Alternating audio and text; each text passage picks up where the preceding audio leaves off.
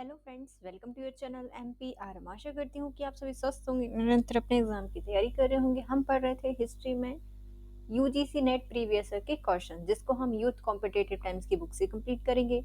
तो चलिए स्टार्ट करते हैं। इसके बहुत सारे टॉपिक हमारे कंप्लीट हो चुके हैं। आज हमारा है स्वतंत्रता के बाद भारत टॉपिक, जिसमें हम सन 1950 तक सारा इतिहास कंप्लीट करने वाले हैं। यदि फ्रेंड्स आप चाहते हैं कि मैं कोई और बुक पहले कंप्लीट कराऊं, तो प्लीज़ आप मुझे कमेंट कर दीजिए उस बुक का नाम। मैं पूरी कोशिश करूंगी उस बुक को पहले कंप्लीट कराने की। और यदि आप चाहते हैं कि मैं इस बुक के सारे वीडियो आपको एक साथ दे दूं, तब भी आप मुझे कमेंट कर दीजिए, मैं आपको सारे वीडियो के लिंक दे दूंगी। चलिए स्टार्ट करते हैं। आज हमारा टॉपिक है स्वतंत्रता के बाद भारत के प्रश्न।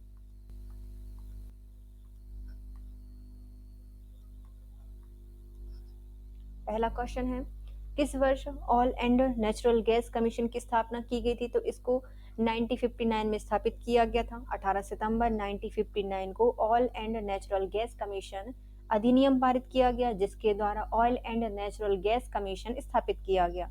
उल्लेखनीय है कि 14 अगस्त 1956 को oil and natural gas corporation की स्थापना हुई, जिसका मुख्यालय देहरादून में बनाया गया था। इसका कार्य क्षेत्र तेल एवं प्राकृतिक गैस था और यह एक महारत्न कंपनी है। ऑयल अधिनियम कब पारित हुआ था? 1959 में हुआ था। और जो oil and natural gas corporation है, इसकी स्थापना 1956 को की गई थी। कहाँ पर मुख्यालय है? देहरादून में स्थापित है और ये एक महारत्न कंपनी है। विशेष तथ्य क्या है? Bharat heavy electronics limited well की स्थापना 1964 में की गई थी, जिसका मुख्यालय नई दिल्ली में है और इसका कार्य क्षेत्र इलेक्ट्रॉनिक्स पावर उद्योग है। नेक्स्ट आता है राष्ट्रीय thermal power corporation limited NTPC की स्थापना 1975 में की गई थी, जिसका मुख्यालय नई दिल्ली में है और इसका कार्य क्षेत्र इलेक्ट्रॉनिक जो इलेक्ट्रिकल एनर्जी है वो है। नेक्स्ट आता है Indian oil corporation limited IOCL की स्थापना 1959 को की गई थी, जिसका मुख्यालय नई दिल्ली में है और इसका कार्य क्षेत्र डीजल गैस और पेट्रोकेमिकल्स है। नेक्स्ट आती है भारत सरकार के आणविक ऊर्जा विभाग द्वारा अंतरिक्ष अनुसंधान हेतु भारतीय राष्ट्रीय समिति की स्थापना क्यों की गई थी? जो भारतीय राष्ट्रीय समिति है, इसकी स्थापना की गई थी अंतरिक्ष कार्य प्रारंभ करने के लिए सहायता एवं सलाह हेतु। भारत सरकार के आणविक ऊर्जा विभाग द्वारा अंतरिक्ष अनुसंधान हेतु भारतीय राष्ट्रीय समिति की स्थापना 1962 में डॉक्टर विक्रम साराभाई ने की थी, जिसका कार्य क्षेत्र अंतरिक्ष कार्यक्रम प्रारंभ करना, उसके लिए सहायता सलाह हेतु निर्माण किया गया था।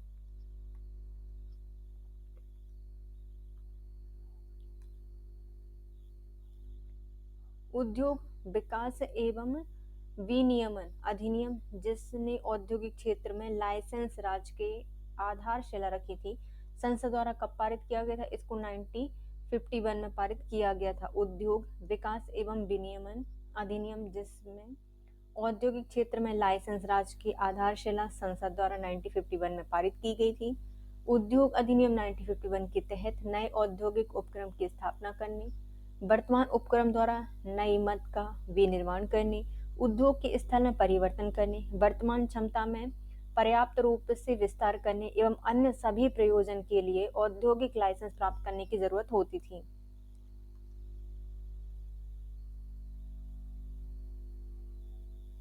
एक नंबर का चलेगा तो 51 का स्थापित की गई थी। 1949 में संविधान सभा ने कहा था कि भारतीय सिविल सेवा के सदस्य ने भारतीय संघ के प्रति देशभक्तिपूर्ण और निष्ठा का व्यवहार किया है। किसने कहा था? सरदार वल्लभ भाई पटेल के द्वारा कहा गया था। 1959 में संविधान सभा में सरदार वल्लभ भाई पटेल ने अंतरिम सरकार के अपने पूर्ववर्तीय अनुभव का स्मरण करते हुए 10 अक्टूबर 1949 को भारतीय संविधान सभा की बहस से कहा था कि इस सभा के रिकॉर्ड के लिए यह कहना चाहता हूं कि यदि पिछले 2 और 3 वर्षों में सिविल सेवाओं के अधिकारियों ने देशभक्ति की भावना और निष्ठा से काम नहीं किया होता, तो वह संघ समाप्त हो गया होता। आप सभी प्रांतों के प्रीमियरों से पूछिए, क्या कोई भी प्रीमियर सिविल सेवा अधिकारियों के बिना काम करने को तैयार है? यह तत्काल त्यागपत्र दे देगा। इसका गुजारा नहीं है। हमारे पास सिविल सेवा के बचे हुए कुछ ही अधिकारी हैं, जिस हमने उन थोड़े से व्यक्तियों के साथ बहुत कठिनाई से कार्य किया है। किसने कहा था? सरदार वल्लभ भाई पटेल ने कहा था।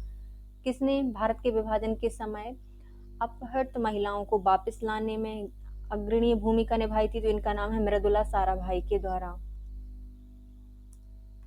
मृदुला साराभाई महिलाओं के मौलिक अधिकार, गर्भपात, तलाक और अवैध संतान जैसे मुद्दों पर राज्य से प्रभावपूर्ण सिफारिशें करती रहीं। आजादी के संघर्ष में महिलाओं के संरक्षण करने के मुद्दे पर मृदुला साराभाई का योगदान महत्वपूर्ण है। महिलाएं स्वाधीनता आंदोलन में उदासीन नहीं हो, इसलिए इन्होंने ज्योति संघ और विकास गृह जैसे गृह की नींव रखी थी। तमाम सामाजिक कुरीतियों पर मुखर रहीं। महात्मा गांधी के साथ सांप्रदायिक सामंजस्य बनाए रखने में काम करने का अनुभव आजादी के बाद विभाजन से आए शरणार्थियों के साथ काम आया। सीमा रेखा के दोनों तरफ से इन्होंने हजारों महिलाओं को बाहर निकाला और उनका पुनर्वास कराया। नेक्स्ट आती हैं भारतीय राज्यों के भाषाई आधार के पुनर्गठन के संबंध में कौन सा कथन सही है, बताइए। 1948 को भाषाई प्रदेश आयोग के प्रमुख सरदार वल्लभ भाई पटेल थे, तो पहला गलत हो जाएगा। 1952 में पोटी श्री रामलू ने पृथक आंध्र प्रदेश के लिए आमरण अनशन किया था, सही है। संसद द्वारा राज्य पुनर्गठन कानून काफी बाद में 1968 में पारित किया गया था, तो ये भी गलत है। पंजाब के मामले में अकाली दल एवं हिंदू दक्षिण पंथी शाखा ने एक दूसरे का समर्थन किया था, गलत है। संविधान की अनुच्छेद 347 भाषाई अल्पसंख्यकों के अधिकारों की रक्षा करता है, तो ये सही है।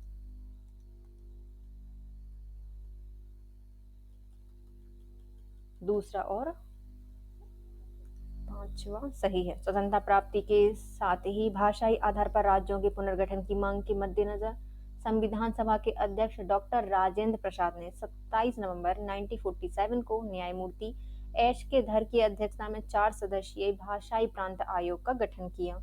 आयोग ने 10 दिसंबर 1948 को रिपोर्ट प्रस्तुत कर भाषा की जगह पर प्रशासनिक, भौगोलिक एवं वित्तीय विकास की सुविधा के आधार पर राज्यों के पुनर्गठन का सुझाव दिया। मद्रास राज्य के तेलुगु भाषियों के लिए भाषा के आधार पर अलग राज्य के पुनर्गठन की मांग का समर्थन करते हुए पोट्टू श्री रामलू ने आमरण अनशन प्रारंभ कर दिया, जिनकी 56 दिन के बाद 15 दिसंबर 1952 को मृत्यु हो गई, जिसके फलस्वरूप प्रधानमंत्री जवाहरलाल नेहरू ने तेलुगु भाषाइयों के लिए पृथक राज्य आंध्र प्रदेश का गठन 1 अक्टूबर 1953 को किया। यह भाषाई आधार पर गठित होने वाला पहला राज्य था। न्यायमूर्ति फजल अली की अध्यक्षता में 3 सदस्यीय M.K. पणिक्कर, हृदयनाथ कुंजरू ने राज्य पुनर्गठन आयोग गठित किया, जिन्होंने 30 दिसंबर 1955 को अपनी रिपोर्ट केंद्र को सौंप दी। इसी रिपोर्ट के आधार पर राज्य पुनर्गठन अधिनियम 1956 पारित किया गया। इस अधिनियम के अनुसार संविधान में 7वां संविधान संशोधन हुआ, जिसमें 14 राज्य और 5 केंद्र शासित प्रदेशों का गठन हुआ।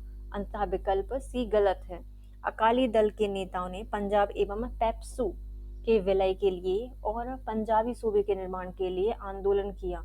1966 में इंदिरा गांधी की सरकार ने पंजाब पुनर्गठन अधिनियम के अनुसार इसे 3 भागों में विभाजित कर दिया। हरियाणा, हिमाचल प्रदेश और पंजाब तथा चंडीगढ़ को केंद्र शासित प्रदेश बनाया गया। अनुच्छेद 347 किसी राज्य के जनसंख्या की किसी अनुभाग पर बोली जाने वाली भाषा के संबंध में विशेष अनुबंध या उपबंध करके अल्पसंख्यकों के अधिकारों की रक्षा करता है। नेक्स्ट आते हैं, नेहरू लियाकत समझौता 1950 किस बात से निपटने के लिए किया गया था? तो इसको अल्पसंख्यकों की सुरक्षा एवं अधिकार के लिए बनाया गया था। लियाकत अली और पंडित जवाहरलाल नेहरू के समझौता 1950 में हुआ, जिसे दिल्ली पैक्ट के नाम से जाना जाता है। इसके तहत दोनों देशों के बीच में शरणार्थी, संपत्ति एवं अल्पसंख्यकों के अधिकारों के मुद्दे पर समझौता हुआ था। 1947 में भारत विभाजन के पश्चात किसे संयुक्त रक्षा समिति का सर्वोच्च कमांडर बनाया गया, जिसे सैन्य कर्मचारियों, हथियारों और युद्ध सामग्री के विभाजन की जिम्मेदारी सौंपी गई थी? तो ये सौंपी गई है किन के लिए? क्लाउड आर्चन लेक को, क्लाउड आर्चन लेक को सारे क्लाउड के अंदर छुपा दिए गए। आज़ादी मिलने के बाद भारत और पाकिस्तान विभाजन की प्रक्रिया जोरों पर थी।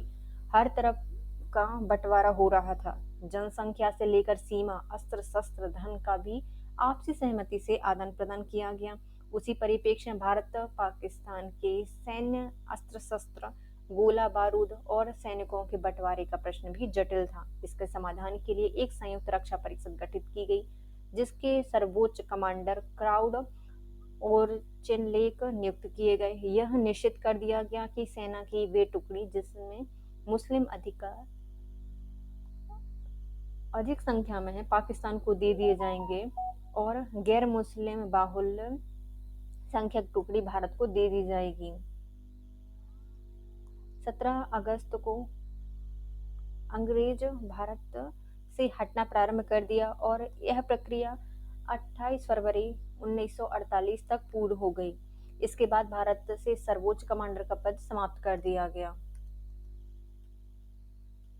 द्वितीय पंचवर्षीय योजना के वास्तुकार कौन थे जिसने औद्योगिकरण पर विशेष जोर दिया था? तो इनका नाम है प्रशांत चंद्र महालनोबिस, पीसी महालनोबिस।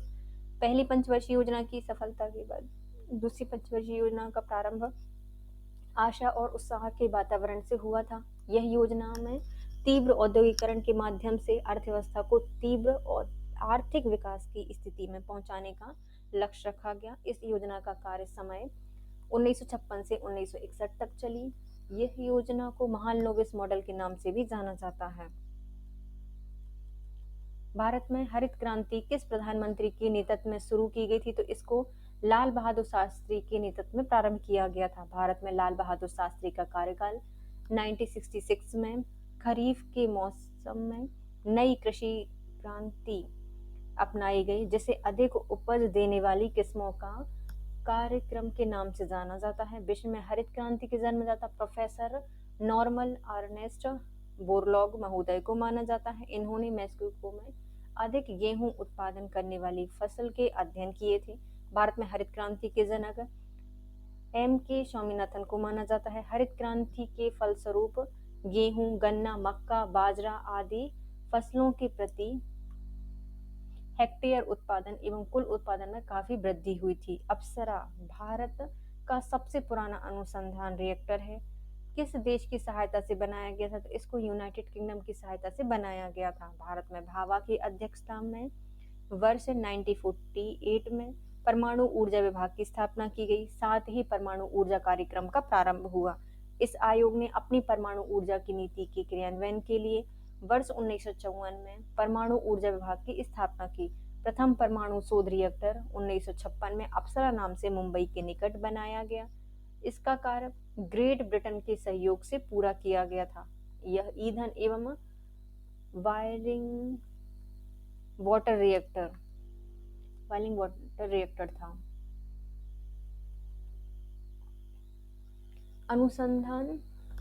अंतरिक्ष अनुसंधान के लिए भारतीय राष्ट्रीय समिति, जिसे इसरो के गठन के साथ विघटित कर दिया गया था और इसकी स्थापना निम्न वर्ष की गई थी। इसकी स्थापना 1962 में की गई थी। भारतीय अंतरिक्ष अनुसंधान संगठन की स्थापना भारत में 15 अगस्त 1969 को हुई थी। जबकि इसकी स्थापना की गई थी तब इसका नाम अंतरिक्ष अनुसंधान के लिए भारतीय राष्ट्रीय समिति एस्कोस्पार्ट थी। भारतीय अंतरिक्ष कार्यक्रम डॉक्टर विक्रम साराभाई की संकल्पना थी। 1962 में अंतरिक्ष अनुसंधान के लिए भारतीय राष्ट्रीय समिति ने गठन कर दिया गया था। यह सिद्धांत अधिकतर लोगों का सबसे बड़ा सुख ही सही और गलत कार्य का माप है। निम्नलिखित में किस अंग्रेजी दार्शनिकों से संबंधित है? तो यह जेरेमी बेंथम से संबंधित है। जेरेमी बेंथम एक उपयोगितावादी राजनीतिक विचारक हैं। उपयोगितावाद अधिकतर लोगों के लिए अधिकतम सुख की संकल्पना पर बल देता है। इस प्रकार उपयोगितावादी का कहना है कि हर क्रिया का लक्ष्य मानव के सुख के परिमाप में वृद्धि करने से है और दुख के परिमाप की मात्रा को कम करने से है। ये जेरेमी बेंथम से संबंधित है। भारतीय रिजर्व बैंक का राष्ट्रीयकरण किस वर्ष किया गया था? तो इसको किया गया था 1949 में। भारतीय रिजर्व बैंक की स्थापना हिल्टन यंग आयोग की द्वारा की गई संस्तुति के बाद की गई थी। रिजर्व बैंक अधिनियम के तहत 1 अप्रैल 1935 को यह बैंक भारत का केंद्रीय बैंक है जो सभी बैंकों को मान्यता देता है। इसका राष्ट्रीयकरण 1949 को किया गया था। राष्ट्रीयकरण से पहले यह बैंक निजी स्वामित्व वाला बैंक था। फिर राष्ट्रीयकरण होने के बाद इस पर भारत सरकार का पूर्ण स्वामित्व स्थापित हुआ था। लाइसेंस राज शब्द निम्नलिखित में से किसके द्वारा गढ़ा गया था? तो ये कहा गया था चक्रवर्ती राजगोपालाचारी के द्वारा। स्वतंत्रता के बाद समाजवादी गुटों और सबसे महत्वपूर्ण रूप से अवधारणा लाइसेंस राज की नीति को प्रभावित किया। इसी सब विचारों का विरोध चक्रवर्ती राजगोपालाचारी ने, जिन्होंने पहली अनुकूल राजनीतिक पार्टी स्वतंत्र पार्टी की स्थापना 1950 के दशक में चक्रवर्ती ने भारतीय विनिमय प्रणाली का वर्णन करने के लिए कोटा परमिट लाइसेंस राज शब्द गढ़ा था।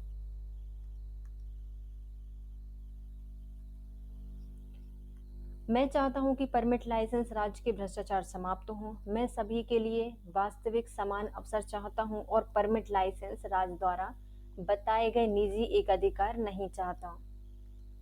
ये राजगोपालाचारी के द्वारा कहा गया था।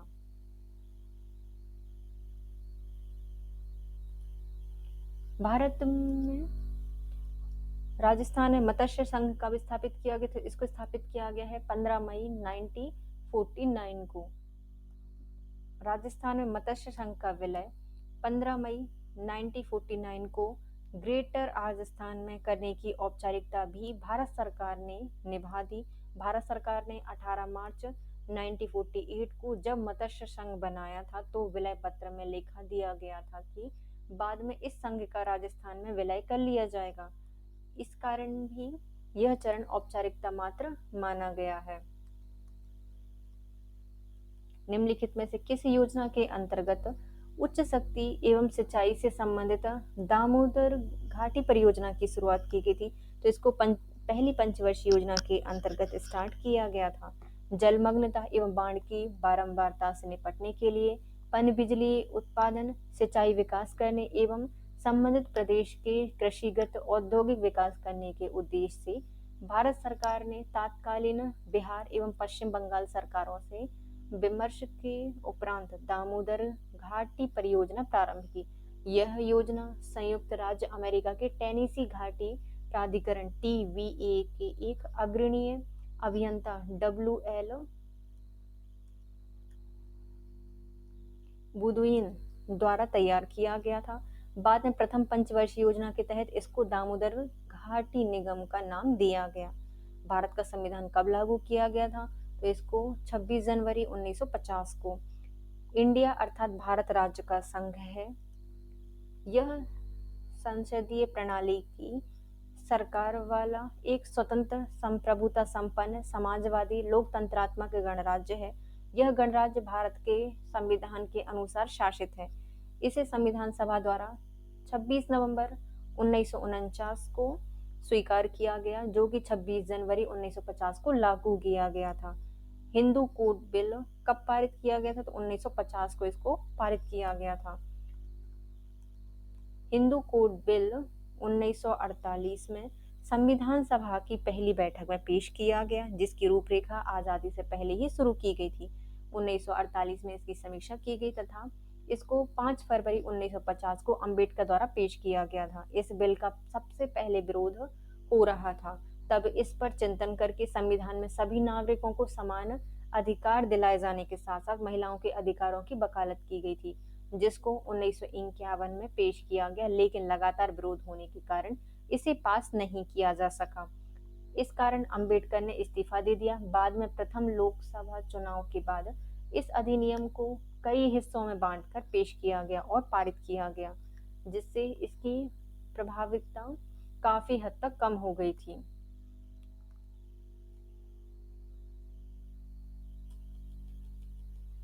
हिंदू विवाह अधिनियम, जो कि महिलाओं को तलाक, पुनर्विवाह के समान अधिकार प्रदान करता है और बहुविवाह, बहुपतित्व और बाल विवाह को भी प्रतिबंधित करता है। किस वर्ष पारित किया गया था? तो इसको पारित किया गया है 1955 में। भारतीय लोकतांत्रिक प्रक्रियाओं में भारत के समस्त नागरिकों को अपने अधिकार, जातिगत रीति रिवाजों और परंपराओं के अनुसार अपने व्यक्तिगत मामलों, विवाह, तलाक, भरण पोषण, उत्तराधिकार, दत्तक ग्रहण एवं बाल विवाह से संबंधित मामले अधिनियमित किए गए हैं। भारत की संसद ने हिंदू विधि में 4 नियम बनाए थे, जिसमें पहला है हिंदू विवाह अधिनियम 1955, हिंदू विवाह अधिनियम 1956, हिंदू विवाह या हिंदू अपर्याप्त वैधता एवं संरक्षण अधिनियम 1956 और चौथा है हिंदू दत्तक एवं भरण पोषण अधिनियम 1956। वर्तमान में हिंदू विवाह अधिनियम 1955 हिंदुओं को बहुपत्नी को वैध नहीं मानता है। तो कौन कौन से नियम पारित किए गए थे? 3 नियम नहीं, 4 नियम पारित किए गए थे। पहला हिंदू विवाह अधिनियम 1955, दूसरा हिंदू विवाह अधिनियम 1956, तीसरा हिंदू अपर्याप्त वैधता एवं संरक्षण अधिनियम 1956, हिंदू दत्तक एवं भरण पोषण अधिनियम 1956। वर्तमान में हिंदू विवाह अधिनियम 1955 हिंदुओं को बहुपत्नी को वैध नहीं मानता है, लेकिन शास्त्रीय विधि के अनुसार हिंदू विवाह में पुरुष एक से अधिक पत्नी रखने की अनुमति दी गई है। इस अधिनियम के तहत विधवा स्त्री को पुनर्विवाह की मान्यता दी गई है, लेकिन इसी विवाह इस अधिनियम की धारा 13 जोड़कर विवाह के सांस्कृतिक स्वरूप को भी किया गया है। अधिनियम की धारा 13 तलाक से संबंधित है, लेकिन हिंदू विवाह में तलाक जैसी कोई अवधारणा नहीं है। 1955 की धारा 5, धारा 11, धारा 12 अर्थात वैध विवाह के लिए आवश्यक शर्तें, शून्य विवाह एवं शून्यकरण विवाह, यही स्थापित किया गया है कि विवाह एक संविदा है, संस्कार नहीं है। निम्नलिखित में कौन सा आयोग सीट आरक्षण और या कोटे के उद्देश्य से सामाजिक एवं शैक्षणिक रूप से पिछड़े वर्गों की पहचान करने के लिए स्थापित किया गया है? तो इसको मंडल आयोग स्थापित किया गया था। मंडल आयोग का गठन 1 जनवरी 1979 को तत्कालीन जनता पार्टी की सरकार द्वारा स्थापित किया गया था। इस आयोग का कार्य क्षेत्र एवं सामाजिक आर्थिक क्षेत्र में पिछड़े वर्गों की पहचान करना, शिक्षा एवं सरकारी नौकरी में आरक्षण का प्रावधान करना था। इस मंडल आयोग के अध्यक्ष श्री विंदेश्वरी प्रसाद मंडल थे। मंडल कमीशन रिपोर्ट धर्म एवं पंथों की 3743 जाति को सामाजिक, शैक्षणिक एवं आर्थिक मापदंडों के आधार पर घोषित करते हुए 27% आरक्षण की रिपोर्ट प्रस्तुत की गई थी। निम्नलिखित में से किस मामले में सर्वोच्च न्यायालय द्वारा दिया गया निर्णय लिंग की परवाह किए बिना संपत्ति के अधिकार के समान अधिकारों से संबंधित है? तो ये मेरी रॉय बनाम केरल राज्य से संबंधित है। मेरी रॉय भारत के केरल राज्य की एक शिक्षिका और महिला अधिकार मोर्चा की कार्यकर्ता थी। इन्होंने 1986 में सुप्रीम कोर्ट में अपने केरल के सीरियाई ईसाई समुदाय के विरासत कानून के खिलाफ मुकदमा जीतने के लिए जाना जाता है। इस फैसले के द्वारा सीरियाई ईसाई महिलाओं को अपने पुरुष एवं बहनों के साथ उनकी पैतृक संपत्ति में समान अधिकार देना सुनिश्चित किया गया था।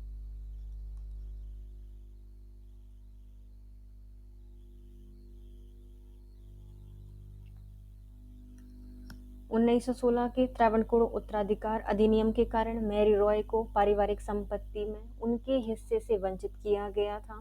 इन्होंने अपने पिता की मृत्यु के बाद अपने भाइयों पर मुकदमा दायर किया, जिससे भारतीय अदालत प्रणाली के माध्यम से अपना रास्ता बनाया और जीत हासिल की। निम्नलिखित व्यक्तियों में से राज्य पुनर्गठन आयोग 1953 के अध्यक्ष कौन थे? तो इनका नाम है फजल अली। 22 दिसंबर 1953 को केंद्रीय मंत्रिमंडल द्वारा पारित एक संकल्प के आधार पर केंद्र राज्य ने राज्य पुनर्गठन आयोग का गठन किया। राज्य पुनर्गठन आयोग त्रिसदस्यीय था, जिसमें न्यायाधीश फजल अली अध्यक्ष, के.एम. फणिक्कर और हृदयनाथ कुंजरू सदस्य को सम्मिलित किया गया था। 30 दिसंबर 1955 को राज्य पुनर्गठन आयोग ने अपनी रिपोर्ट भारत सरकार को प्रस्तुत कर दी। राज्य पुनर्गठन आयोग ने अपनी रिपोर्ट में कहा कि केवल भारत तथा संस्कृति के आधार पर राज्यों का पुनर्गठन करते समय भाषा के अतिरिक्त राष्ट्रीय सुरक्षा, वित्तीय एवं प्रशासनिक आवश्यकता तथा पंचवर्षीय योजना को सफल बनाने की क्षमता को भी ध्यान में रखा जाना चाहिए। नेक्स्ट आते हैं, निम्नलिखित में से किस भारत की पंचवर्षीय योजना का रचनाकार माना जाता है? तो ये माने जाते हैं पीसी महालनोबिस। ये दूसरी पंचवर्षीय योजना के भी थे और पंचवर्षीय योजना के रचनाकारी माने जाते हैं। पीसी महालनोबिस को भारत में पंचवर्षीय योजना का रचनाकार माना जाता है। इन्होंने दूसरी पंचवर्षीय योजना के मसौदे को निर्मित करने के कारण जाना जाता है।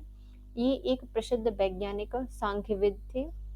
इनका जन्म जून 1893 को कलकत्ता, बंगाल में हुआ था। इन्हीं के सम्मान में 29 जून को हर साल सांख्यिकी दिवस के रूप में मनाया जाता है।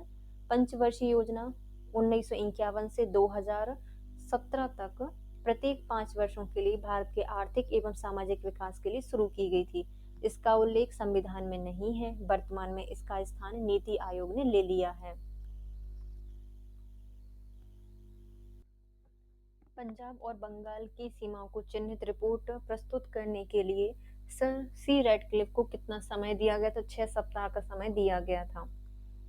पंजाब बंगाल की सीमाओं को चिन्हित करने के लिए अंग्रेजी सरकार ने न्यायमूर्ति रैडक्लिफ की अध्यक्षता में एक सीमा आयोग नियुक्त किया। इसका काम हिंदू एवं मुस्लिम बहुसंख्या वाले संलग्न लोगों या प्रदेश गांव का मानचित्र पर निर्धारण करना, और हालांकि रैडक्लिफ को बहुत कम समय, केवल 6 सप्ताह दिया गया था। निम्नलिखित में से किस राज्य को स्वाधीन भारत में बलपूर्वक विलय किया गया है? तो इसका नाम है हैदराबाद। इसको बलपूर्वक मिलाया गया था। हैदराबाद को भारत में सम्मिलित करने के लिए जो सैन्य अभियान चलाया गया था उसे ऑपरेशन पोलो कहा गया है। हैदराबाद के निजाम उस्मान अली की उसमें हार हुई थी और समस्त हैदराबाद को भारतीय संघ में शामिल कर लिया गया था। भारत में राजघराने के भारत या राज्यों को विलय करने का श्रेय किसे दिया जाता है? तो ये भारत में विलय हुए थे सरदार पटेल के सहयोग से। भारत में राजघराने के राज्यों को विलय करने का श्रेय सरदार वल्लभ भाई पटेल को जाता है। उस समय भारतीय रियासतों की संख्या 562 थी, जिसके अंतर्गत 7,12,508 वर्ग मील का क्षेत्र था। पंचवर्षीय योजना के पीछे की प्रेरणा रही है यूएसएसआर से। पंचवर्षीय योजना के पीछे की प्रेरणा रूस की रही है। जोसेफ स्टालिन ने 1928 में सोवियत संघ में पहली पंचवर्षीय योजना को लागू किया था। यह केंद्रीकृत एवं एकीकृत राष्ट्रीय आर्थिक कार्यक्रम था।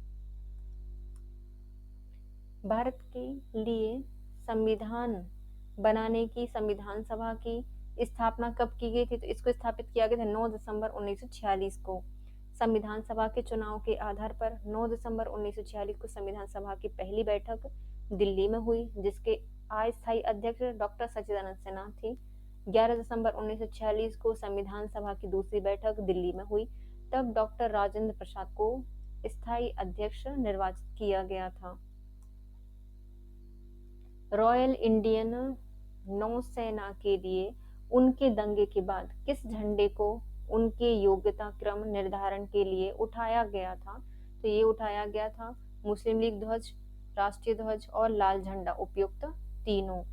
18 फरवरी 1946 को सिग्नल्स प्रशिक्षण प्रतिष्ठान तलवार में नाविकों ने खराब खाने एवं नस्ली अपमानों के विरुद्ध भूख हड़ताल कर दी। अगले दिन हड़ताल कैशल एवं फोर्ट बैरकों और मुंबई बंदरगाह के 22 जहाजों में फैल गई। विद्रोही बेड़े के मतसूलों पर तिरंगे, चांद एवं हसिया हथौड़े के निशान वाले झंडे एक साथ लहराए।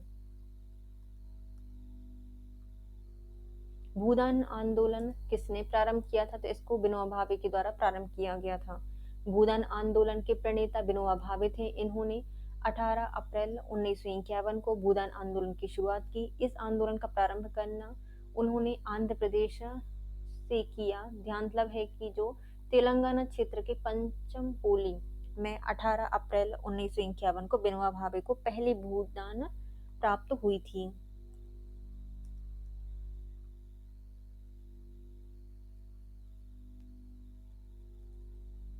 1947 को स्वतंत्रता प्राप्ति तक किस स्थान पर सर्वाधिक कांग्रेस अधिवेशन आयोजित किए गए थे? सबसे ज्यादा कलकत्ता में आयोजित किए गए हैं। भारतीय राष्ट्रीय कांग्रेस के सर्वाधिक अधिवेशन कलकत्ता में हुए। कलकत्ता में हुए भारतीय राष्ट्रीय कांग्रेस के अधिवेशन इस प्रकार हैं। जैसे दूसरा अधिवेशन 1886 में हुआ था, जिसके अध्यक्ष दादा भाई नौरोजी थे कलकत्ता में। इसमें न्यायपालिका और कार्यपालिका पृथक की गई थी। फिर छठवां अधिवेशन हुआ 1890 में, फिरोज शाह मेहता के द्वारा अध्यक्षता की गई, कलकत्ता में हुआ था। कांग्रेस में सरकारी अधिकारी के भाग लेने पर रोक लगाई गई थी। नेक्स्ट आता है 12वां अधिवेशन 1896 में हुआ था, रहीमतुल्लाह सयानी के द्वारा अध्यक्षता की गई थी। कलकत्ता में आयोजन किया गया था। वंदे मातरम राष्ट्रीय गीत को पहली बार गाया गया था। और 17वां अधिवेशन जो कि 1901 में हुआ था, दिनशा इदुलजी के द्वारा अध्यक्षता की गई थी। कलकत्ता में चाय बागानों के श्रमिकों के शोषण पर रोक लगाई गई थी। 22वां अधिवेशन 1906 में हुआ था, दादा भाई नौरोजी के द्वारा अध्यक्षता की गई थी। कलकत्ता में स्वराज राष्ट्रीय आंदोलन का लक्ष्य घोषित किया गया था। 26वां अधिवेशन इसको 1911 में विशन नारायण दर के द्वारा अध्यक्षता की गई थी।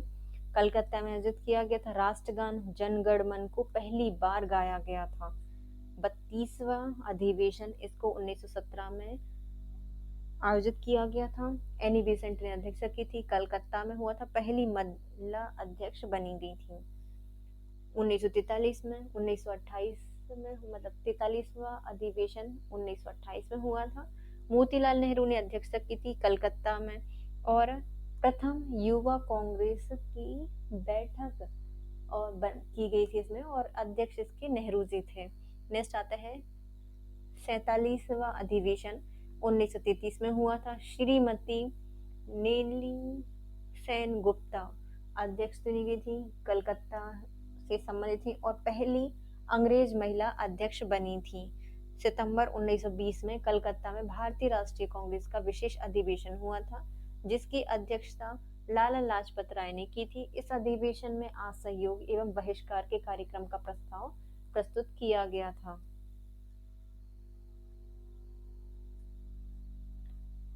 भारतीय इतिहास के संबंध में कैम्ब्रिज इतिहास लेखन संप्रदाय अस्तित्व में कब आया था? तो 1970 के दशक में आया था। भारतीय इतिहास के संबंध में कैम्ब्रिज इतिहास लेखन संप्रदाय 1970 के दशक में अस्तित्व में आया था। तेभागा आंदोलन किस क्षेत्र से संबंधित है? तो इसका संबंध है बंगाल से। किसान आंदोलन में 1946 का बंगाल का तेभागा आंदोलन सर्वाधिक सशक्त आंदोलन था, जिसमें किसानों ने कमीशन की सिफारिश के अनुरूप में लगान की दर घटाकर 1/3 करने के लिए संघर्ष शुरू किया था। तेभागा आंदोलन का मुख्य केंद्र बंगाल के दिनाजपुर, रंगपुर, जलपाईगुड़ी, खुलना एवं सुंदरबन एवं मिदनापुर था। अंग्रेज सम्राट ने भारतीय स्वतंत्रता अधिनियम पर किस तिथि को हस्ताक्षर किए थे? 18 जुलाई 1947 को। भारतीय स्वतंत्रता अधिनियम 1947 इंग्लैंड की पार्लियामेंट द्वारा पारित किया गया विधान है, जिसके अनुसार इंग्लैंड शासित भारत को 2 भाग भारत और पाकिस्तान में विभाजित किया गया। यह अधिनियम ब्रिटिश पार्लियामेंट में 18 जुलाई 1947 को स्वीकृत हुआ। 15 अगस्त 1947 को भारत का विभाजन हुआ था।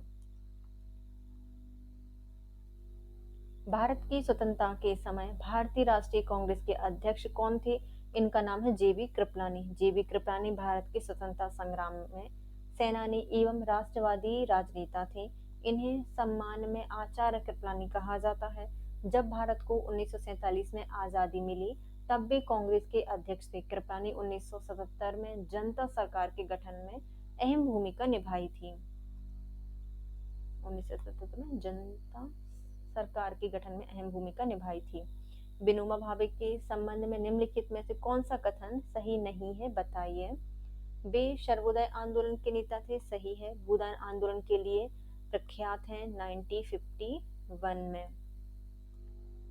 इन्होंने रैमन मैग्सेसे पुरस्कार जीता है, तो ये सही है। वे सत्याग्रह पत्रिका के संस्थापक थे, तो ये गलत हो जाएगा। सत्याग्रह पत्रिका के संपादन गांधी जी ने किया था, जबकि विनोबा भावे के द्वारा 1950 में तेलंगाना में सर्वोदय सर्वग्रामीण विकास आंदोलन से जुड़े और 1951 में भूदान आंदोलन से ये प्रख्यात हुए। इनके सार्वजनिक सुधार आंदोलन के कारण 1958 में इन्हें रैमन मैग्सेसे पुरस्कार से सम्मानित किया गया था।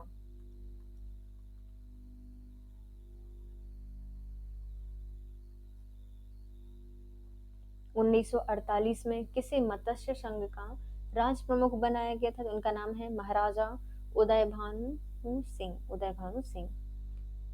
17 मार्च 1948 को हुए 4 रियासत अलवर, भरतपुर, धौलपुर और करौली को मिलाकर मत्स्य संघ का निर्माण किया गया, जिसका राज प्रमुख धौलपुर के महाराज उदय भानु सिंह को बनाया गया। इस संघ की राजधानी अलवर थी। शोभाराम कुमावत को मत्स्य संघ का प्रधानमंत्री नियुक्त किया गया। मत्स्य संघ का निर्माण जो नामकरण है वो के.एम. मुंशी के सलाह पर हुआ था। नामकरण किसने 100 करोड़ भूमि 1951 में विनोबा भावे को दान दी थी, जिससे भावे भूदान आंदोलन प्रारंभ करने को प्रेरित हुए, तो इनका नाम है विदेरे रामचंद्र रेड्डी। 18 अप्रैल 1951 को तेलंगाना क्षेत्र में स्थित पोचमपल्ली गांव में विदेरे रामचंद्र रेड्डी ने 100 एकड़ भूमि विनोबा भावे को दान की थी। इसी से प्रेरित होकर उन्होंने भूदान आंदोलन प्रारंभ किया, जो कि स्वैच्छिक भूमि सुधार आंदोलन था। विनोबा भावे की कोशिश थी कि भूमि का पुनर्वितरण सिर्फ सरकारी कानूनों के जरिए नहीं हो, बल्कि एक आंदोलन के माध्यम से इसकी सफल कोशिश की जाए। 20वीं सदी के 5वें दशक में भूदान आंदोलन को सफल बनाने के लिए विनोबा भावे ने गांधीवादी विचारों पर चलते हुए रचनात्मक कार्यों एवं इस जो ट्रस्टीशिप विचार है उसके प्रयोग में लाए। इन्होंने सर्वोदय समाज की स्थापना की। यह रचनात्मक कार्यकर्ताओं का अखिल भारतीय संघ था। इसका उद्देश्य अहिंसात्मक तरीके से देश में सार्वजनिक परिवर्तन लाना था। नीचे दिए गए वक्तव्य में कथन कारण बताइए।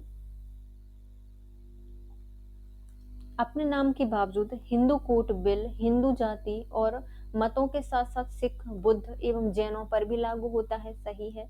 स्वतंत्रता के पश्चात समान नागरिक संहिता का समर्थन करने वालों में प्रधानमंत्री जवाहरलाल नेहरू और कानून मंत्री डॉक्टर बी.आर. अम्बेडकर थे, तो ये भी सही हो जाएगा। दोनों कथन सही है, लेकिन आर.ए. की सही व्याख्या नहीं करता।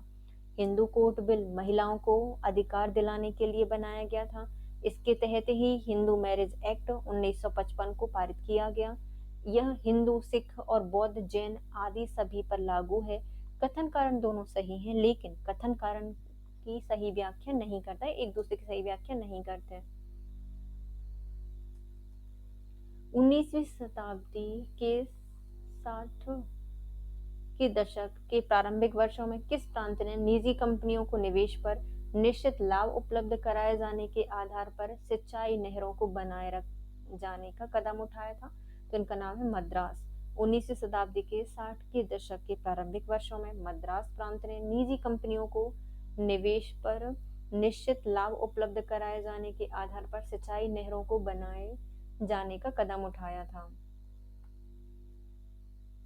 भारत में उपाशयी अध्ययन परियोजना का सदस्य निम्नलिखित में से कौन नहीं था, तो इनका संबंध है गायत्री चक्रवर्ती, स्वीवार का संबंध है, शाहिद अमीन का संबंध भी है, दीपेश चक्रवर्ती भी संबंधित है, लेकिन रामचंद्र गुहा का संबंध से नहीं है। भारत में उपाशयी अध्ययन परियोजना का संबंध रामचंद्र गुहा से नहीं है, बल्कि यह एक लेखक थे, जबकि गायत्री चक्रवर्ती, सुपीवाक, दीपेश चक्रवर्ती, शहीद आमीन इससे जुड़े हुए थे।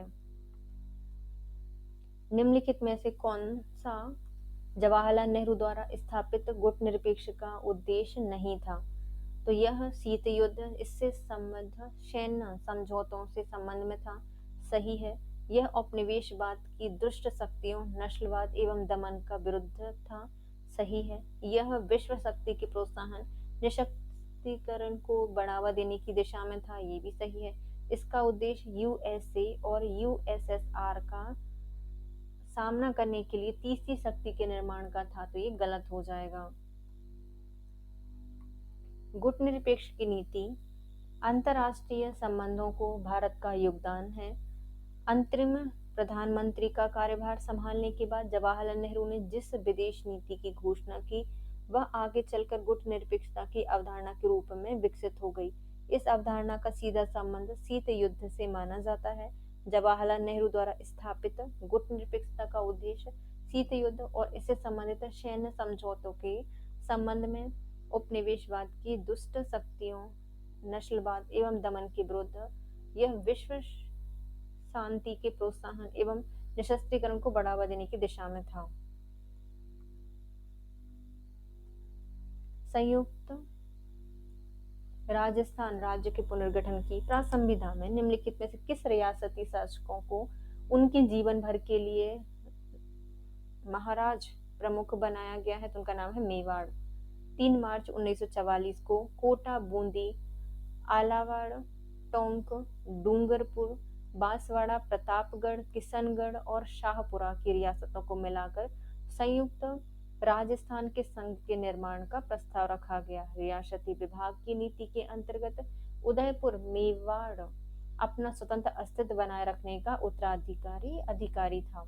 अतः उदयपुर के बिना संयुक्त राजस्थान राज्य के निर्माण का फैसला किया गया। बाद में राजनीतिक बदलाव और जनता के विरोध के कारण उदयपुर के महाराज ने संघ में सम्मिलित होने की इच्छा व्यक्त की। इसके बदले में उन्हें जीवन पर्यंत के लिए महाराजा बना दिया गया।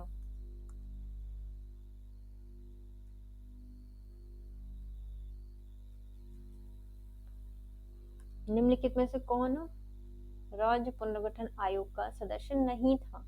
फजल अली थे, हृदयनाथ कुंजरू थे, के एम फणिक्कर थे, लेकिन शशिपाद बनर्जी नहीं थे। 22 दिसंबर 1953 को राज्य पुनर्गठन आयोग की स्थापना की गई। जस्टिस मोहम्मद सैयद फजल अली को इस आयोग का अध्यक्ष बनाया गया। पंडित हृदयनाथ कुंजरू और सरदार के एम फणिक्कर इसके सदस्य चुने गए। अतः स्पष्ट होता है कि शशिपाद बनर्जी इसके सदस्य नहीं थे। निम्नलिखित में से किसने भाषाई आधार पर प्रांतों के पुनर्वितरण को राष्ट्रीयता की हत्या के समान बताया है? तो उनका नाम है सरदार वल्लभ भाई पटेल। सरदार वल्लभ भाई पटेल ने भाषाई आधार पर प्रांतों के पुनर्वितरण को राष्ट्रीयता की हत्या के समान बताया है। भाषा के आधार पर गठित होने वाला पहला राज्य आंध्र प्रदेश था। प्रधानमंत्री नेहरू द्वारा राज्य पुनर्गठन आयोग की स्थापना कब की गई थी? 1953 में की गई थी। राज्य पुनर्गठन आयोग पंडित नेहरू ने अगस्त 1953 को इस आयोग की स्थापना की। इसके सदस्य फजल अली, के एम फणिक्कर और हृदयनाथ कुंजरू बनाए गए। इस आयोग ने अपनी रिपोर्ट 1955 में दी। इसमें कहा गया था कि प्रशासनिक और आर्थिक पहलुओं को समूचे महत्व देते हुए भी भाषाई आधार पर ज्यादा जोर देना चाहिए। 1947 में भारत और पाकिस्तान को विभाजित करने वाली रेखा को चिन्हित करने का दायित्व किस कमीशन को दिया गया था? तो इनका नाम है रैडक्लिफ। 1947 में भारत पाकिस्तान को विभाजित करने वाली रेखा को चिन्हित करने का दायित्व रैडक्लिफ कमीशन को सौंपा गया था। निम्नलिखित में से वह कौन सी आसन्न समस्या थी जिसका सामना भारत को स्वतंत्रता प्राप्ति के तुरंत बाद करना पड़ा था? तो ये सांप्रदायिक और शरणार्थी समस्या थी। 15 अगस्त 1947 के उपरांत सीमा के दोनों तरफ हिंसा भड़क उठी। यह कहना मुश्किल था कि किसकी शुरुआत कैसे हुई है। संभवतः इसकी शुरुआत कलकत्ता में हुई थी, जो अगस्त 1946 ईस्वी को सीधी कार्यवाही का परिणाम थी। सिख मुसलमानों को दोषी ठहराते थे और मुसलमान सिखों और हिंदुओं को 8 अप्रैल 1950 ईस्वी को भारत पाकिस्तान के प्रधानमंत्रियों के बीच अल्पसंख्यकों की सुरक्षा के सवाल को सुलझाने के लिए एक संधि हुई जिसे नेहरू लियाकत समझौते के नाम से जाना जाता है। पाकिस्तान से आए 60 लाख शरणार्थियों के पुनर्वास की समस्या के लिए एक विभाग पुनर्वास गठन किया गया। भारतीय संघ में विलय के लिए इंस्ट्रूमेंट ऑफ एक्सेशन पर हस्ताक्षर करने वाला रियासत कौन सी है, तो इसका नाम हो जाएगा बीकानेर। माउंटबेटन ने देशी राज्यों के विलीनीकरण एवं सम्मिलन के लिए 2 प्रकार के प्रपत्र तैयार किए थे। तो पहला आता है इंस्ट्रूमेंट ऑफ एक्सेशन। यह एक प्रकार का सम्मेलन पत्र था जिस पर हस्ताक्षर करने के उपरांत रियासत भारतीय संघ में सम्मिलित हो जाता था। सबसे पहले बीकानेर के महाराजा शार्दुल सिंह ने 7 अगस्त 1947 को सम्मेलन पत्र पर हस्ताक्षर किए। स्टैंड स्टिल एग्रीमेंट यह एक प्रकार से यथास्थिति के लिए सम्मिलित पत्र था। सदस्य देशों के लिए प्रथम नाम सम्मेलन की तैयारी समिति द्वारा निम्नलिखित में से कैसे नहीं रखा गया था, तो ये नहीं रखा गया था, सभी मौजूदा गठजोड़ों को नहीं रखा गया था बल्कि स्वतंत्र नीति को अपनाना था। बहुपक्षीय गठजोड़ का सदस्य ना होना था। सैन्य अड्डों को स्वीकार करते हैं जो महाशक्ति विवाद हेतु इसका अभिप्राय नहीं है, ये संबंधित है। गुटनिरपेक्ष आंदोलन नॉन अलाइन मूवमेंट नाम के 5 लक्षण निर्धारित किए गए थे। पहला, स्वतंत्र विदेश नीति, उपनिवेशवाद का विरोध, सैन्य गुट का सदस्य ना होना और महाशक्ति के साथ सैनिक गठबंधन ना होना, किसी महाशक्ति को अपने क्षेत्र में सैनिक अड्डे बनाने की इजाजत ना देना। निम्नलिखित में से कौन से बड़े राज्यों ने जून 1947 में ही स्वतंत्र बने रहने की इच्छा व्यक्त की थी? इनका नाम है त्रावणकोर और भोपाल। प्रश्नगत विकल्प में जून 1947 में त्रावणकोर और भोपाल नामक राज्यों ने स्वतंत्र बने रहने की इच्छा व्यक्त की थी। आजादी प्राप्ति के बाद भारत में करीब 562 देशी रियासतें, महत्वपूर्ण रियासतों में 4 रियासतें हैदराबाद, जम्मू कश्मीर, भोपाल और त्रावणकोर ने भारत में विलीनीकरण के प्रति अनिच्छा जताई, जिसमें से भोपाल का विलय सबसे अंत में हुआ था।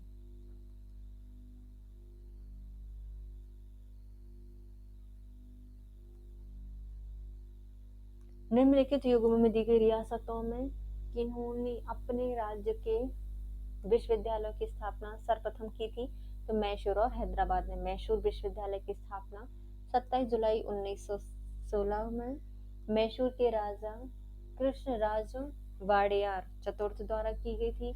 यह तत्कालीन भारत का 6वां एवं कर्नाटक का प्रथम विश्वविद्यालय था, जबकि आंध्र प्रदेश में उस्मानिया विश्वविद्यालय की स्थापना 1918-19 में हैदराबाद के निजाम मीर उस्मान अली खां के द्वारा की गई थी।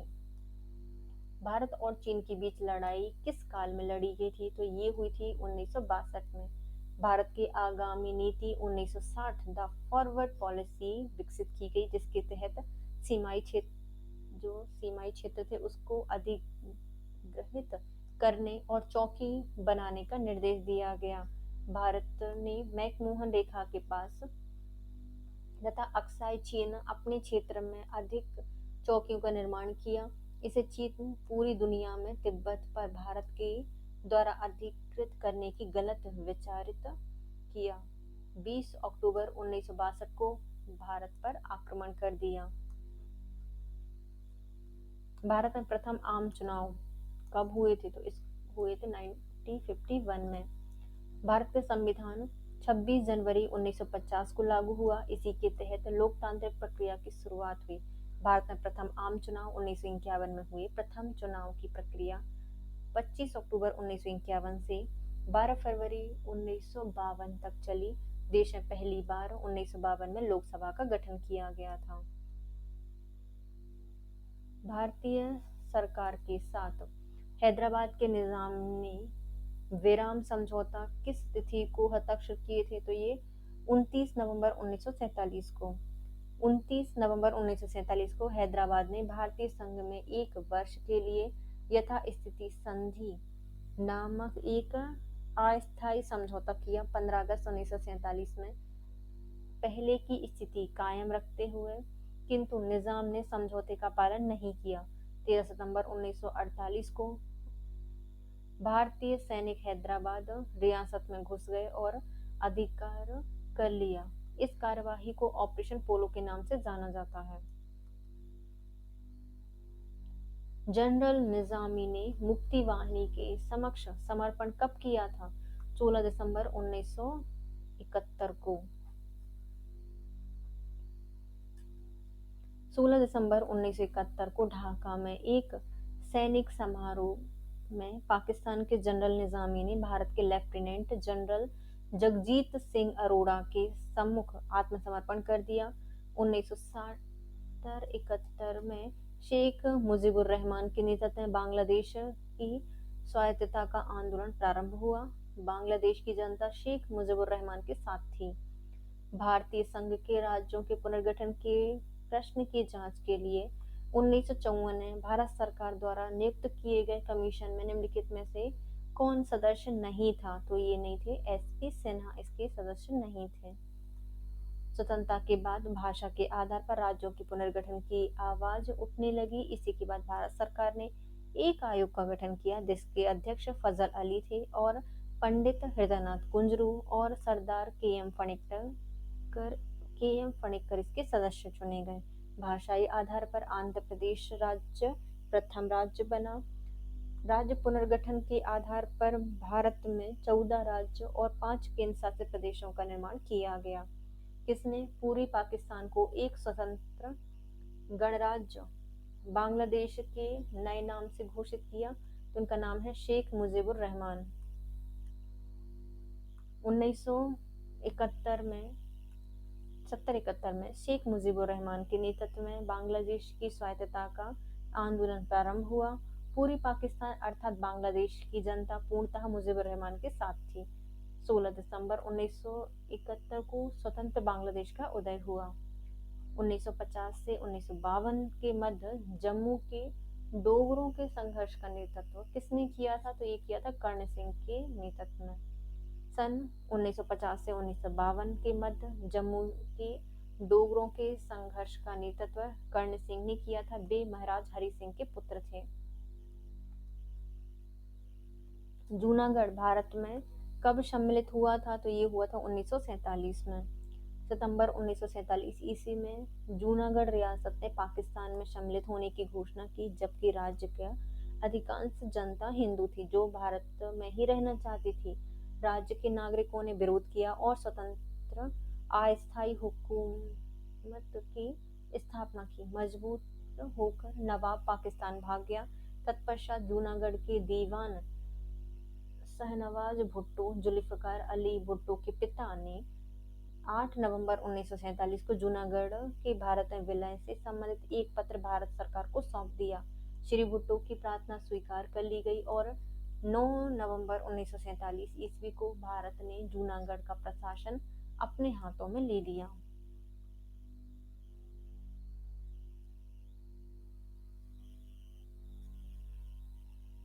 हैदराबाद में सन 1948 में मिलिट्री गवर्नर का दायित्व किसने निभाया था? तो ये मेजर जनरल J.N. चौधरी के द्वारा निभाया गया था।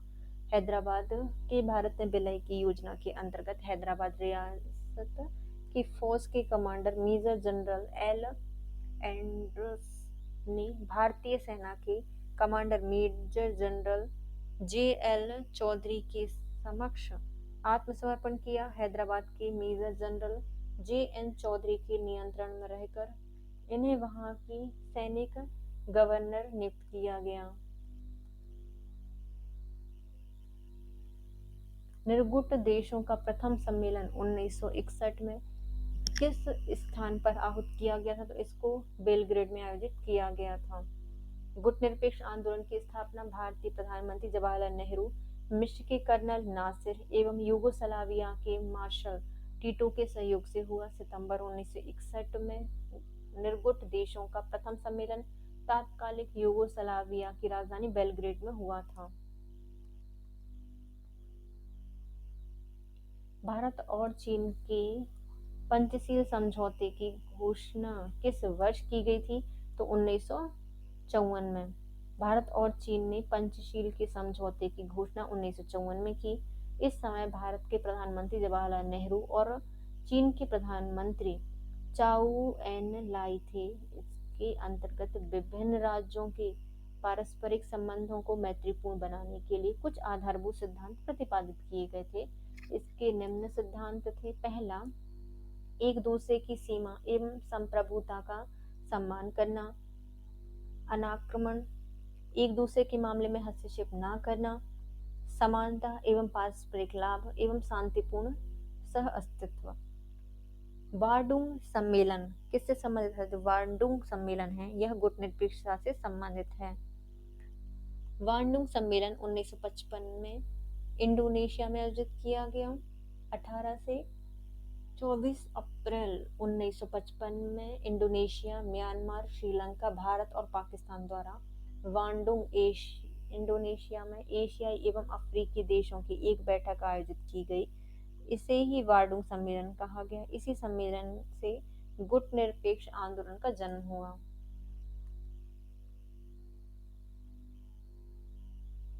भारत और चीन द्वारा पंचशील की घोषणा कहाँ की गई थी? तो ये की गई थी नई दिल्ली में। भारत और चीन ने पंचशील के समझौते की घोषणा 1954 में नई दिल्ली में की थी। भारतीय प्रधानमंत्री जवाहरलाल नेहरू एवं चीन के प्रधानमंत्री चाउ एन ली के बीच संपन्न पंचशील समझौता सिद्धांत मैत्री के सिद्धांत था।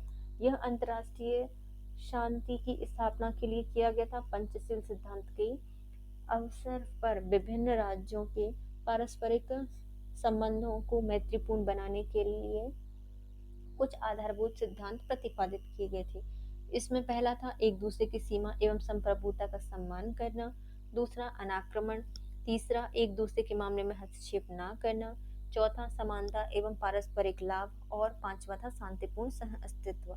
उपयुक्त सिद्धांत भारत ने अपनी विदेश नीति में भाग लिया था या बना लिया था। जवाहरलाल नेहरू द्वारा प्रचारित पंचशील के सिद्धांत निम्नलिखित में क्या शामिल नहीं था? समानता और परिष्कृतता का लाभ था, शांतिपूर्ण सहअस्तित्व था, अनाक्रमण था, एक दूसरे के आंतरिक मामले में दखलंदाजी नहीं था।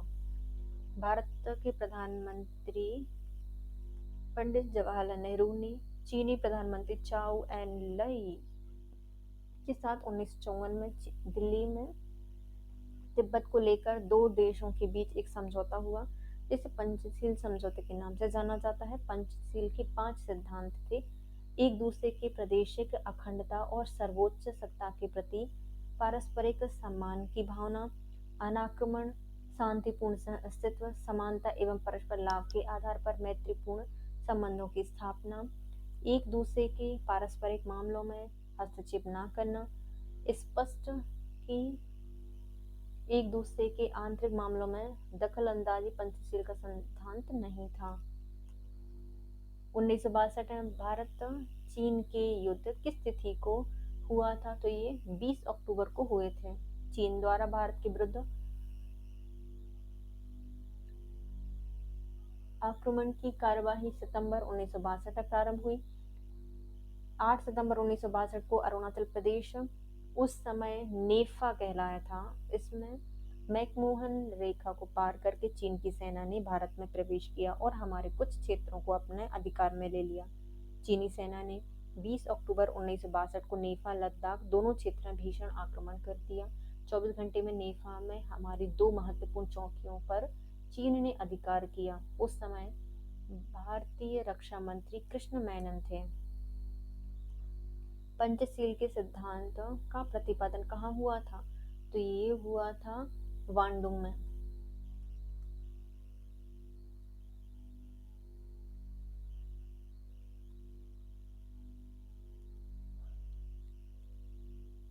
भारत की शांति प्रियता पंचशील सिद्धांतों से प्रतिपादित होती है। इन्हें भारतीय विदेश नीति की आधारशिला कहना समीचीन प्रतीत होता है।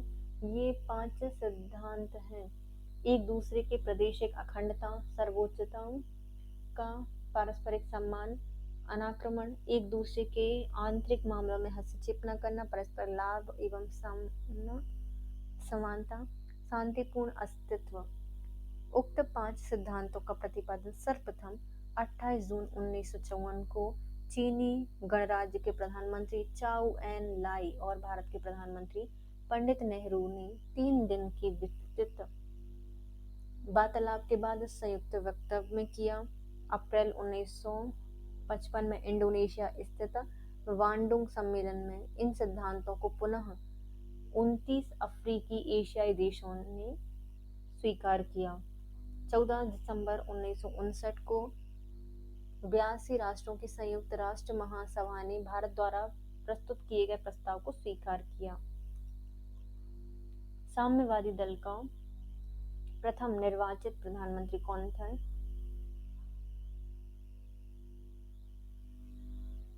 EMS नमूदरीपाद। साम्यवादी दल के प्रथम निर्वाचित मुख्यमंत्री के रूप में EMS नमूदरीपाद ने 1957 के केरल राज्य में शपथ ग्रहण की। ज्योति बसु 1977 में पश्चिम बंगाल के मुख्यमंत्री बने थे। निम्नलिखित में से किसे भारतीय स्वाधीनता विधेयक को ब्रिटिश संसदीय बहस में एक बिना युद्ध की शांति समझौता कहा है? तो ये कहा है हर्बर्ट सैमुअल के द्वारा। माउंटबेटन योजना के आधार पर 4 जुलाई 1947 को ब्रिटिश संसद में भारतीय स्वतंत्रता विधेयक पेश किया गया। 18 जुलाई 1947 को इसे स्वीकृति मिल गई। जिस समय भारतीय स्वतंत्रता विधेयक पर ब्रिटिश संसद में बहस चल रही थी, हर्बर्ट सैमुअल को अनुदारवादी दल का सदस्य थे। कौन थे? हर्बर्ट सैमुअल किसके थे? अनुदारवाद दल के सदस्य थे। इस विधेयक को एक बिना युद्ध के शांति समझौता कहा गया। इस समझौते के अनुसार देश को 15 अगस्त 1947 को 2 डोमिनियन भारत और पाकिस्तान में बांट देने का निर्णय लिया गया। निम्नलिखित अभियुक्तों में से किसे महात्मा गांधी की हत्या के षड्यंत्र में फांसी दी गई थी? तो इनका नाम है नारायण आप्टे। महात्मा गांधी की हत्या 30 जनवरी 1948 को नाथूराम गोडसे ने की थी। हत्या के जुर्म में नाथूराम गोडसे के साथ साथ नारायण आप्टे को भी फांसी की सजा दी गई थी। मदन लाल पहवा, दिगंबर बागड़े और विष्णु करकरे सहित 6 लोगों को आजीवन कारावास की सजा हुई थी।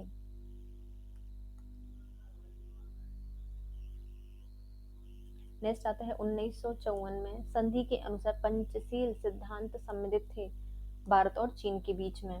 1954 में पंडित जवाहरलाल नेहरू ने चीन की यात्रा की तथा वहां सह अस्तित्व के पंचशील सिद्धांतों पर हस्ताक्षर किए, जो इस प्रकार थे: एक दूसरे के क्षेत्र और संप्रभुता का आदर करेंगे, अनाक्रमण की नीति अपनाएंगे, एक दूसरे के आंतरिक मामलों में हस्तक्षेप नहीं करेंगे, समानता और आपसी लाभ होगा, शांतिपूर्ण सह अस्तित्व की नीति का अनुसरण करेंगे।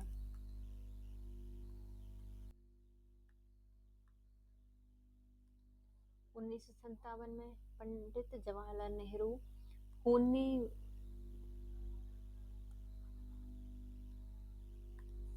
1957 में जब नेहरू प्रधानमंत्री बने, होने वाले आम चुनाव में एक को छोड़कर सभी राज्यों में कांग्रेस को ठोस बहुमत प्राप्त हुआ था। वह अपवाद कौन सा है? वह है केरल। 1957 में केरल राज्य में कांग्रेस को ठोस बहुमत प्राप्त नहीं हुआ। यहाँ नमूदरीपाद के नेतृत्व में CPI-M की विश्व की पहली बार लोकतांत्रिक ढंग से चुनी गई सरकार बनी थी। नेक्स्ट आते हैं भारतीय राष्ट्रीय कांग्रेस निम्नलिखित में से किस अधिवेशन में समाजवादी पद्धति का लक्ष्य अपनाती है? तो ये अवार्डी अधिवेशन 1955 में।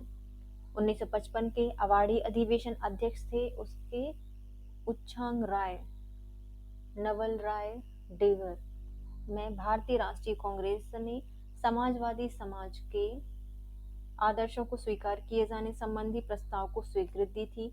अवार्डी प्रस्ताव में घोषित किया नियोजन इस प्रकार किया जाना चाहिए ताकि समाज को समाजवादी ढेरे के अनुरूप स्थापित किया जा सके।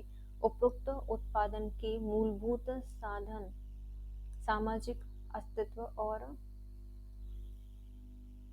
नियंत्रण में हो, उत्पादन को क्रमशः बढ़ाया जा सके और राष्ट्रीय संप्रदाय को समानता के आधार पर बंटवारा हो सके। भाषा के आधार पर सर्वप्रथम किस राज्य का निर्माण किया गया था? तो इसका नाम है आंध्र प्रदेश। भाषाई आधार पर सर्वप्रथम आंध्र प्रदेश का गठन किया गया। 1952 में स्वतंत्रता सेनानी पोट्टू श्री रामुलु ने भाषाई आधार पर अलग आंध्र प्रदेश राज्य की मांग पर आमरण अनशन शुरू किया।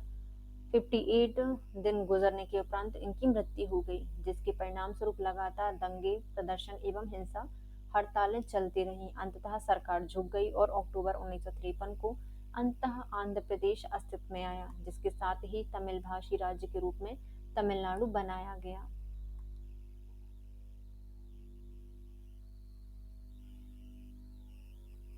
भारत पाकिस्तान सीमा का नाम क्या है? तो इसका नाम है रेडक्लिफ रेखा। कांग्रेस एवं मुस्लिम लीग की स्वीकृति पाकर ब्रिटिश सरकार ने 3 जून 1947 को भारत विभाजन की योजना प्रकाशित की। देश विभाजन की माउंटबेटन योजना को कांग्रेस एवं मुस्लिम लीग दोनों ने स्वीकार किया। देश विभाजन की तैयारी प्रारंभ हो गई। बंगाल एवं पंजाब में जिलों में विभाजन एवं सीमा निर्धारण का कार्य एक मिशन के अधीन सौंपा गया, एक कमीशन के अधीन। इसकी अध्यक्षता रेडक्लिफ ने की थी। रेडक्लिफ महोदय के नाम पर ही भारत और पाकिस्तान की सीमा का नामकरण किया गया है, जो कि 15 अगस्त 1947 को निर्धारित की गई थी। नेक्स्ट आते हैं, झंडा समिति के अध्यक्ष कौन थे? तो इनका नाम है जेबी कृपलानी। 22 जनवरी 1947 को उद्देश्य प्रस्ताव की स्वीकृति के बाद संविधान सभा ने अनेक समितियां नियुक्त की। इसमें प्रमुख समितियां के इस प्रकार अध्यक्ष होंगे, जैसे संचालन समिति डॉक्टर राजेंद्र प्रसाद, संघ संविधान समिति पंडित जवाहरलाल नेहरू, प्रांतीय संविधान समिति सरदार वल्लभ भाई पटेल, प्रारूप समिति डॉक्टर भीमराव अंबेडकर, झंडा समिति जेबी कृपलानी और डॉक्टर राजेंद्र प्रसाद, संघ शक्ति समिति पंडित जवाहरलाल नेहरू। इस प्रकार भारतीय राष्ट्रीय ध्वज 3 रंगों से निर्मित किया गया था, इसलिए इसे तिरंगा कहा जाता है। झंडे की लंबाई और चौड़ाई का अनुपात 3:2 है। इसके मध्य में 24 तीलियों वाला एक चक्र है। भारत की संविधान सभा ने राष्ट्रीय ध्वज का प्रारूप 22 जुलाई 1947 को बनाया था। झंडे का उचित प्रयोग एवं प्रदर्शन एक संहिता द्वारा नियमित है। विशेष संविधान निर्मात्री परिषद ने 23 जून 1947 को तदर्थ झंडा समिति का गठन किया। इसके अध्यक्ष डॉक्टर राजेंद्र प्रसाद थे। 2 अप्रैल 1931 को कांग्रेस के कराची अधिवेशन में गठित झंडा समिति, जिसके अध्यक्ष सरदार वल्लभ भाई पटेल थे। 30 जनवरी 1948 को रेडियो पर किसने कहा था राष्ट्रपिता अब नहीं रहे? तो ये जवाहरलाल नेहरू के द्वारा कहा गया था। 30 जनवरी 1948 को सायंकाल जब महात्मा गांधी बिरला मंदिर में प्रार्थना करने जा रहे थे, उसी समय अतिवादी हिंदू संगठन के साथ नाथूराम गोडसे ने पिस्तौल से गोली मारकर गांधी जी की हत्या कर दी। राम राम का उच्चारण करते हुए गांधी जी पृथ्वी पर गिर पड़े और शहीद हो गए। इस हत्या की घोषणा करते हुए पंडित जवाहरलाल नेहरू ने कहा था कि राष्ट्रपिता अब नहीं रहे। इस निर्मम हत्या से सारे देश में शोक व्यक्त हुआ। दिल्ली में यमुना नदी के राम घाट पर उनकी समाधि बनाई गई है। हत्यारे नाथूराम गोडसे को फांसी की सजा दी गई।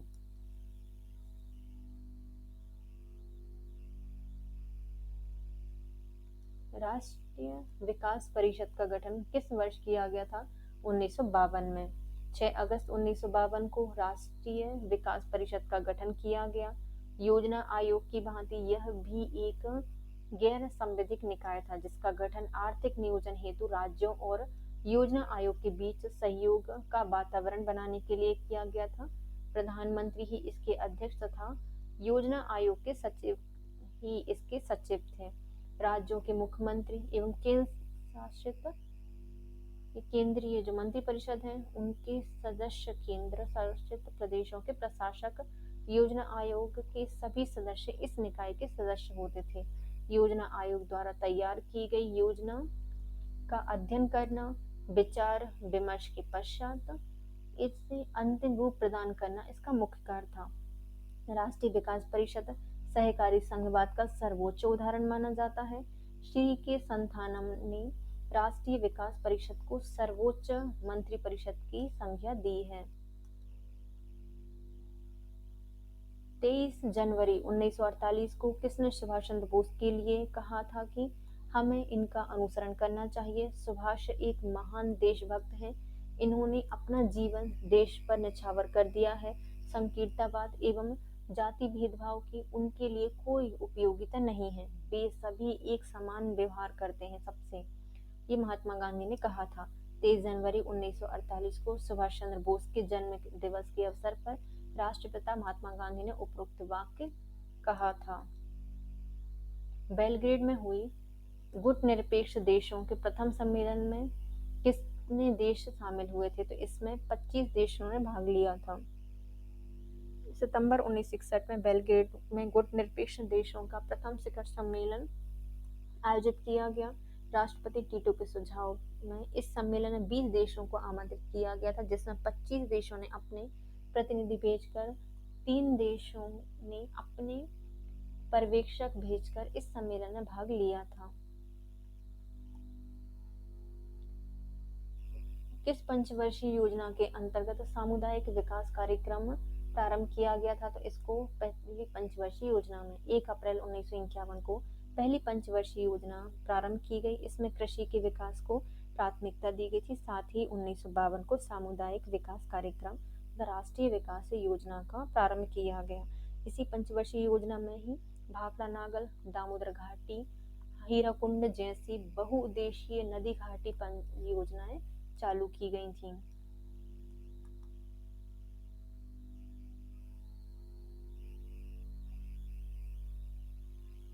उत्तर प्रदेश जमींदारी विनाश एवं भूमि सुधार अधिनियम किस तिथि से लागू हुआ था? तो ये 1 जुलाई 1952 को। उत्तर प्रदेश जमींदारी विनाश एवं भूमि सुधार अधिनियम 1 जुलाई 1952 को लागू किया गया। इसी के द्वारा भूमि सुधार एवं जमींदारी विनाश में प्रगति आई थी। निम्नलिखित युगों में से कौन सा सही सुमेलित नहीं है, बताइए।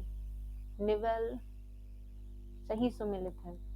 निवेल मैक्सवेल का संबंध है इंडिया चाइना वॉर से संबंधित है। इंडिया चाइना वॉर नामक पुस्तक नेविल मैक्सवेल ने लिखी है। शेष विकल्प कोई भी सम्मिलित नहीं है। गिल्टी मैन ऑफ 1962 की पुस्तक B.R. मांगेकर द्वारा लिखी गई थी। The untold story Monica Ali द्वारा लिखी गई उपन्यास है।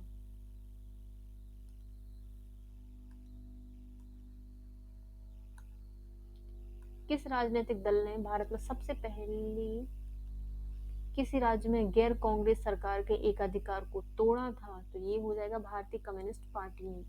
भारतीय कम्युनिस्ट पार्टी 1957 में लोकसभा चुनाव के बाद सबसे बड़ी बहु या विपक्षी दल के रूप में उभरी थी।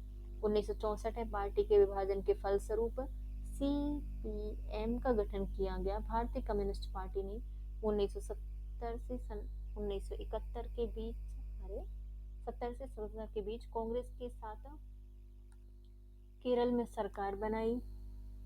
इसके साथ CPI ने कांग्रेस के एकाधिकार को सबसे पहले तोड़ा था। वहीं CPM ने 1977 में विधानसभा चुनाव में पार्टी ने पश्चिम बंगाल में बहुमत प्राप्त करके वहां सरकार बनाई थी। निर्गुट आंदोलन के प्रथम शिखर सम्मेलन के विषय में कौन सा कथन सही नहीं है, बताइए। यह सम्मेलन काहिरा कैरो में हुआ था, नहीं बेलग्रेड में हुआ था यार। नेहरू एवं सुकर्णो ने इसमें भागीदारी की थी, सही है। शिखर सम्मेलन के साथ शीत युद्ध अपने चरम उत्कर्ष पर था, सही है। विश्व शांति एवं सुरक्षा के सुदृढ़ीकरण पर इसमें चर्चा हुई थी, तो ये भी सही है। पहले गुटनिरपेक्ष शिखर सम्मेलन का आयोजन यूगोस्लाविया की राजधानी बेलग्रेड में 1961 में हुआ था। इस शिखर सम्मेलन में गुटनिरपेक्ष बिरादरी के अंतर विरोध तहत मतलब सतह पर आ गया था, जिससे राजनीतिक प्रस्ताव को सम्मेलन में पेश किया जाना था, उसी को लेकर नेहरू एवं सुकर्णो के बीच चर्चा पर बहस छिड़ गई। इस शिखर सम्मेलन के साथ शीत युद्ध अपने चरमोत्कर्ष पर था। भारत की पहल पर यूनाइटिंग फॉर पीस प्रस्ताव पारित किया गया था। अब खत्म हो गया ये वाला हमारा टॉपिक। नेक्स्ट टॉपिक हम पढ़ेंगे नेक्स्ट वीडियो में गवर्नर जनरल, गवर्नर और वाइसराय। तो bye guys, if you like my video, please share, subscribe and comment. Thank you so much guys. Have a nice day.